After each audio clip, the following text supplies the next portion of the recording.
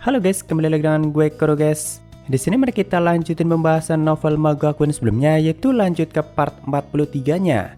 Jadi yang belum nonton part sebelumnya, gue saranin kalian buat nonton dulu supaya lebih enak memahami alur ceritanya. Oke, langsung aja kita masuk ke pembahasannya. Di sini mari kita lanjutin perjalanan Noah yang saat itu sudah sampai di salah satu 12 dunia dalam yang diperintah oleh Phineas Vahel, yaitu dunia stagnan Zagaro yang dikuasai oleh sang Raja Iblis kelima, yaitu Horsevi. Ya, jadi sebelumnya setelah saling tanya dan juga saling menjelaskan satu sama lain, Horsevi itu kan akhirnya menceritakan tentang masalahnya sendiri, yaitu tentang penderitaan yang dialami oleh sang dewa utamanya, yaitu naga beku Jem. Ya, jadi simpelnya di masa lalu Jem itu sempat terlibat pertarungan melawan sang Raja Iblis ketiga, yaitu Hitonia. Cuma Jem harus kalah dalam pertarungan itu, dan bahkan dia mendapat luka yang sangat menyakitkan yang sampai saat ini masih terus dia rasakan. Karena Jem itu kan merupakan sang dewa utama yang juga menyatu dengan tatanan dunia Zagaro, yaitu stagnan. Makanya luka yang dia terima pun sampai ikutan berjalan sangat lambat. Ya normalnya jika Jem gak menyatu dengan tatanan stagnan seperti itu, maka harusnya dia sudah langsung mati. Karena memang kekuatan Hitonia itu terkenal sangat mengerikan, dan bahkan Horsevi sendiri juga mengatakan seperti itu. Nah makanya daripada melihat Jem terusan menderita seperti itu karena lukanya, mending biarkan dia mati dengan tenang. Cuma kan masalahnya Horsevi yang juga punya kekuatan stagnan nggak mampu melakukan itu. Makanya di sini dia pun akhirnya meminta tolong sama Noah yang kebetulan datang ke dunia itu untuk menawarkan pertolongannya. Saat itu Horsevi pun langsung mengantarkan Noah ke tempat Jem, yaitu di kuil tempat dia tinggal. Jadi Jem wujudnya itu ya seperti naga dengan warna yang hitam pekat. Dia tinggal di sebuah kuil yang mungkin di alam dewa dunia Zagaro. Dan saat itu dia terus meraung kesakitan karena luka di tubuhnya memang kelihatan sangat mengerikan. Nah di sini awalnya Horsevi itu kan sempat bertanya metode apa yang bakal Noah gunakan untuk melepaskan Jem dari penderitanya itu. Tapi begitu Noah menjelaskan detailnya, Horsevi nggak terlalu paham apa yang bakal Noah lakukan. Ya intinya Noah itu bakal memutus tatanan stagnan dunia itu yang selama ini menyatu dengan Jem, supaya lukanya berjalan dengan normal dan akhirnya membuatnya meninggal. Di sini awalnya Noah itu mengambil bayangan milik Jem untuk dia keluarkan dari dunia itu. Jadi begitu bayangan Jem berhasil dia ambil dan dia padatkan sampai ukuran bola kecil, Noah itu langsung melemparkannya keluar sampai melewati batas-batas dunia itu. Karena ternyata Lonelia yang dia gunakan untuk sampai ke dunia itu masih berada di luar batas dunia itu. Nah bola bayangan Jem itu Noah lemparkan sampai ke Lonelia. Ya tentu sebenarnya saat bola bayangan itu dilemparkan sempat terlihat pusaran kekuatan yang sangat dahsyat. Bahkan Horsevi yang melihatnya aja sampai kagum. Karena bisa-bisanya Noah melemparkan kekuatan sedahsyat itu dengan kecepatan yang sangat tinggi, dan itu di dalam dunia stagnan. Nah setelah bayangan Jem berhasil dikeluarkan dari batas dunia itu, yaitu sampai di Lonelia, giliran Jemnya sendiri yang mereka bawa sampai ke sana. Kalau ini Horsevi juga ikutan membantu membawa Jem dan juga kuil tempat dia tinggal. Lalu setelah sampai di kapal hutan Lonelia, Noah pun kembali menyatukan Jem dengan bayangannya, dan saat itu dengan cepat lukanya pun mulai berjalan normal dan akhirnya hal itu membuatnya lenyap selamanya. Ya di sini Horsevi yang melihat itu pun hanya mengatakan beristirahatlah dengan tenang, karena Horsevi memang sudah pengen banget mengistirahatkannya secepat mungkin. Tapi sebelum lenyap sepenuhnya, Jem pun sempat mengucapkan terima kasih dan juga mengatakan persembahkan sisa hidupmu untuk dirimu sendiri penguasaku. Nah setelah itu di sini Noah pun sempat bertanya, apa yang akan kau lakukan setelahnya Tuan? Ya jadi Noah kalau manggil orang lain yang belum terlalu dia kenal itu biasanya pakai sebutan yang sopan gitu cuy. Nah jadi normalnya setelah sebuah dunia kehilangan sang dewa utamanya kan bakal mulai binasa. Termasuk dunia stagnan Zagaro ini juga saat itu mulai runtuh.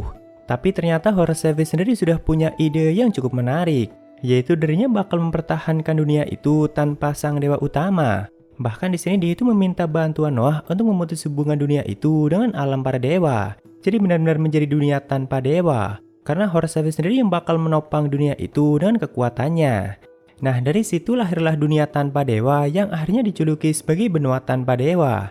Jadi sebuah dunia tanpa dewa utama, penguasa, atau bahkan para dewa. Ya tentu sebenarnya hal itu sangat bertentangan dengan hukum di Silver Sea. Apalagi itu masih di wilayah perairan 12 dunia dalam yang diperintah langsung oleh sang Raja Iblis Agung, yaitu Phineas Vahel. Makanya hanya Noah yang mampu dan memungkinkan untuk melakukan itu. Nah awalnya penduduk benua tanpa dewa itu kan baru dikit doang. Tapi perlahan-lahan mulai bertambah dan akhirnya makin lama semakin banyak. Karena semenjak saat itu Noah masih terus menyelamatkan orang-orang yang membutuhkan pertolongan dan akhirnya ikutan tinggal di dunia itu. Lalu ada juga yang memang datang sendiri setelah mendengar rumor tentang Noah dan benua tanpa dewa itu. Sampai akhirnya tanpa Noah sadari, dia pun sudah mendapat julukan sebagai sang perampas dua hukum.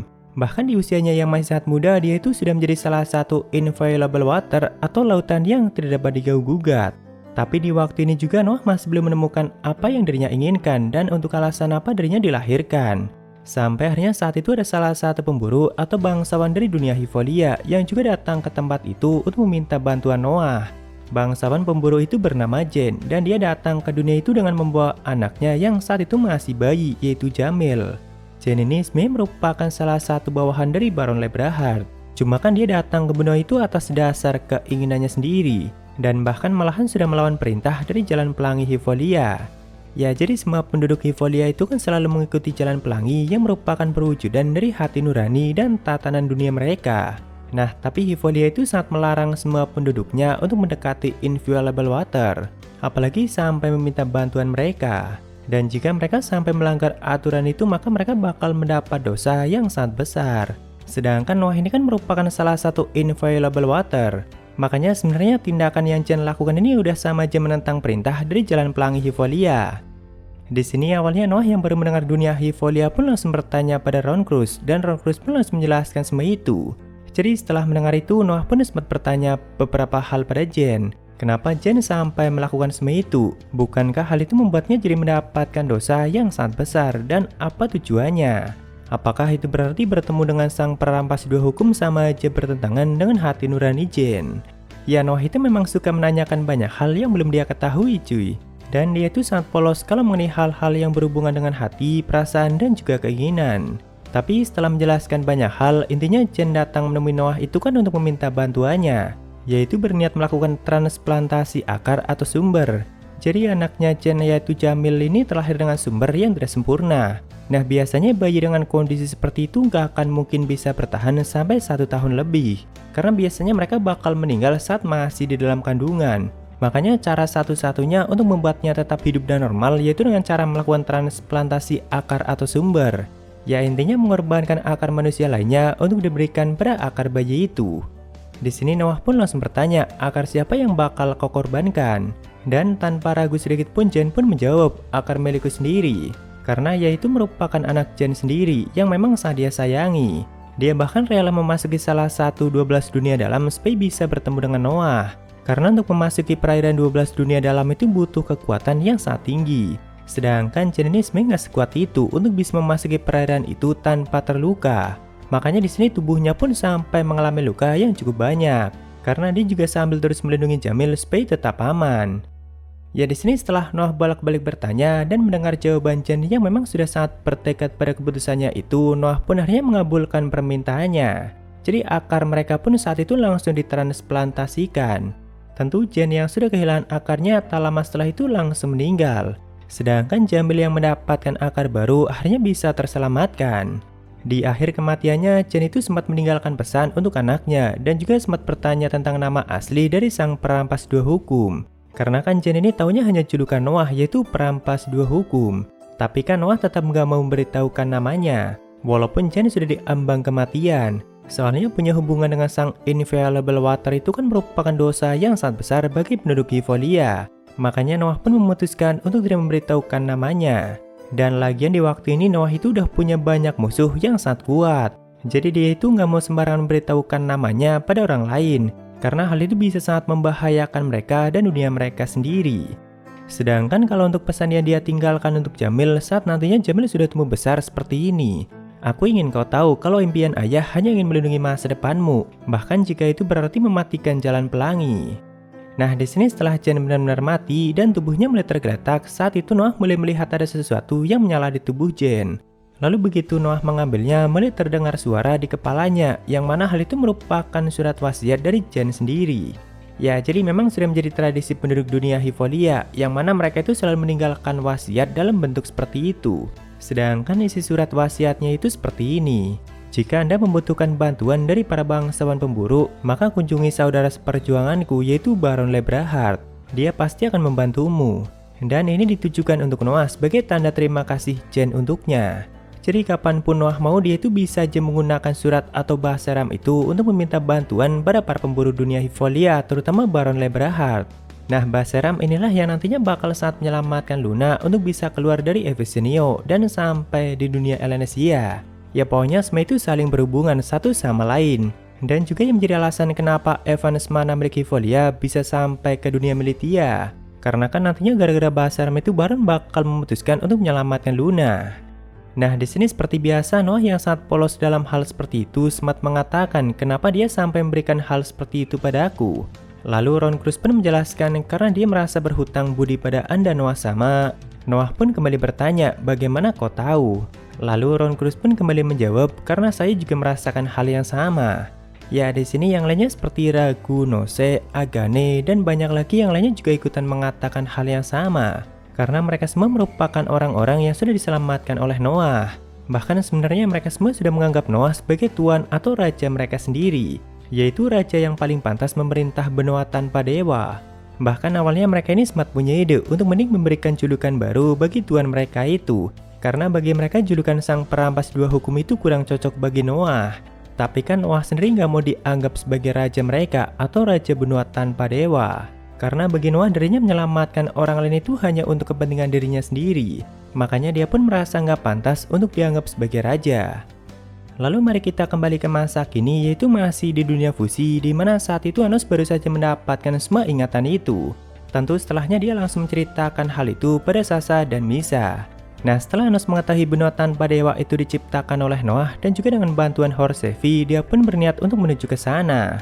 Karena kan siapa tahu di sana ada penduduk dunia fusi yang mungkin bisa aja memahami mantra Radu Pirika. Atau kalau enggak ya setidaknya Anos bisa menemukan petunjuk lain di benua tanpa dewa itu. Karena yang tinggal di dalamnya tentu sangat mengenal Noah dan juga Ron Cruz. Cuma karena benua tanpa dewa itu juga merupakan salah satu dari 12 dunia dalam, makanya di sini seperti biasa Sasha itu udah panik duluan. Ya, jadi singkat cerita saat itu mereka pun mulai menuju benua tanpa dewa yaitu menggunakan Lonelia. Lalu setelah cukup lama melintasi Silver Sea yang sangat luas, mereka pun mulai memasuki perairan dari 12 dunia dalam. Ternyata bahkan baru mulai memasuki perairannya aja suasananya sudah langsung berubah. Jadi tempatnya itu sangat gelap dan bahkan dari situ aja mereka sudah bisa merasakan luapan kekuatan yang sangat mengerikan. Bagi Sasha luapan kekuatannya aja udah lebih mengerikan dari sang bencana hidup yaitu Isaac.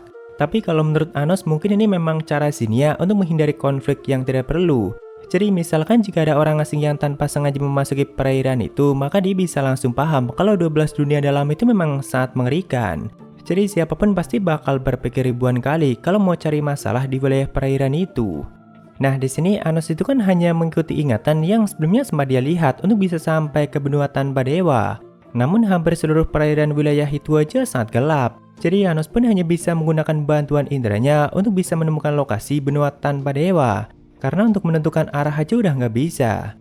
Lalu setelah sekitar 1 jam pencarian, saat itu Misa pun akhirnya mulai melihat cahaya di tengah luasnya kegelapan itu. Jadi mereka pun langsung segera mendekati asal cahaya itu, dan ternyata cahaya itu memang berasal dari benua tanpa dewa.